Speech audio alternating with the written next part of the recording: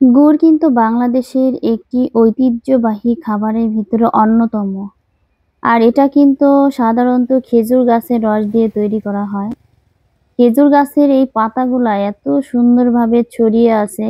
আর শীতকালে কিন্তু এই গাছটাই বেশি কাটা হয়, রসটা পেড়ে আর এই গুড়টা কিন্তু তৈরি করা হয়।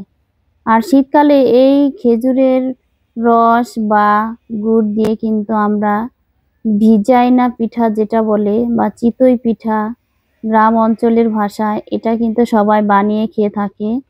আর এই যে গাছি মামারা, এরা কিন্তু অনেক কৌশল ব্যবহার করে এত উঁচু উঁচু গাছে উঠে গাছগুলা কেটে তারপরে রস বের করে, আবার সকালে উঠে রসগুলা নামায়, আবার নিচে নামে।